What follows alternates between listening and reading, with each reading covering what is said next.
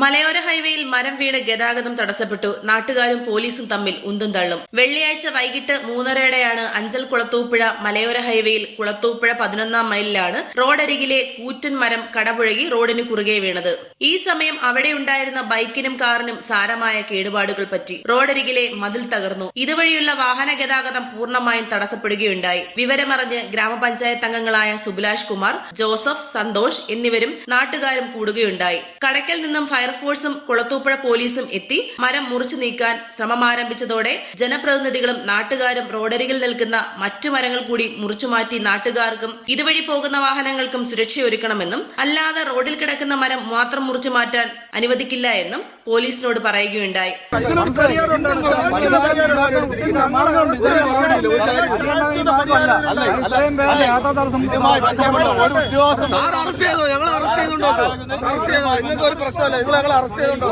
നിങ്ങൾ ഇവിടെ ഫയർഫോഴ്സൊന്നും വരാതെ ഞങ്ങൾ എത്ര മരങ്ങൾ മുറിച്ചു മാറ്റി.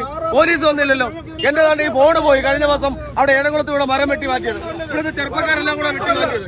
രാഷ്ട്രീയം പോലും ഞങ്ങൾ വെട്ടി മാറ്റിയത്. ഫയർഫോഴ്സ് വരുന്നതിന് ഞങ്ങൾ മരങ്ങൾ മുറിച്ചു മാറ്റിയിട്ടുണ്ടല്ലോ.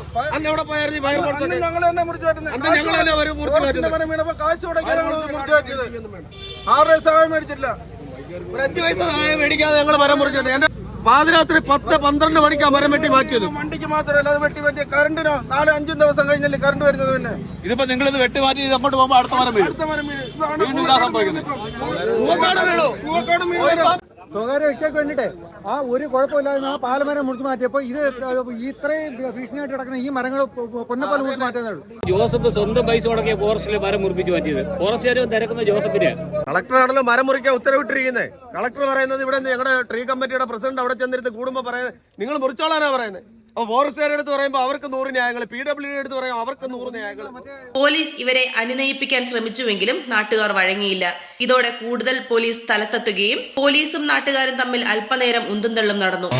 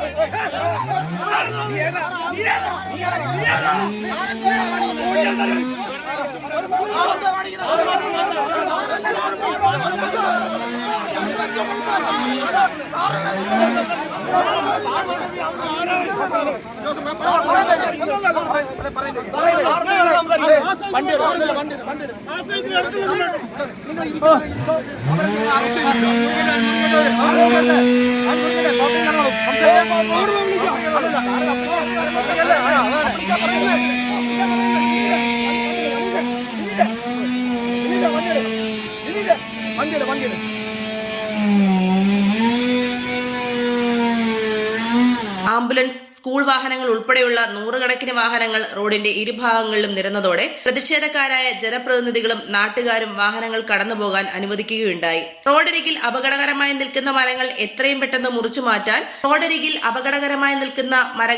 പെട്ടെന്ന് മുറിച്ചു മാറ്റാൻ ഗ്രാമപഞ്ചായത്തും പൊതുമരാമത്ത് അധികൃതരും നടപടിയെടുത്തില്ലെങ്കിൽ ശക്തമായ പ്രതിഷേധ പരിപാടി വരും ദിവസങ്ങളിൽ വരുന്നതാണെന്ന് നാട്ടുകാർ മുന്നറിയിപ്പ് നൽകിയ ശേഷം പ്രതിഷേധം താൽക്കാലികമായി അവസാനിപ്പിക്കുകയായിരുന്നു. മലയോര ഹൈവേയുടെ റോഡ് സൈഡിൽ നിന്ന ഒരു മരമാണെന്ന് പൊടിഞ്ഞു വീണിരിക്കുന്നത്. ഇത് ഇപ്പം ചാനലുകാർ കണ്ടു. അത് അകത്ത് മുഴുവൻ പൊള്ളയായിരുന്ന ഒരു മരമാണ്.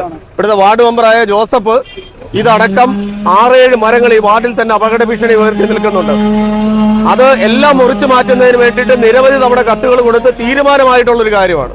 എന്നാൽ നാളിതുവരെ അതിനുമേ മുറിച്ചു മാറ്റുന്നതിന് വേണ്ടിയിട്ടുള്ളൊരു നടപടിക്രമങ്ങൾ ചെയ്തില്ല എന്ന് മാത്രമല്ല, ഇന്ന് ഈ മരം വീഴുമ്പോൾ സ്കൂൾ ടൈമിലാണ് വീണുകൊണ്ടിരുന്നത്. യാത്രികൻ രക്ഷപ്പെട്ടു.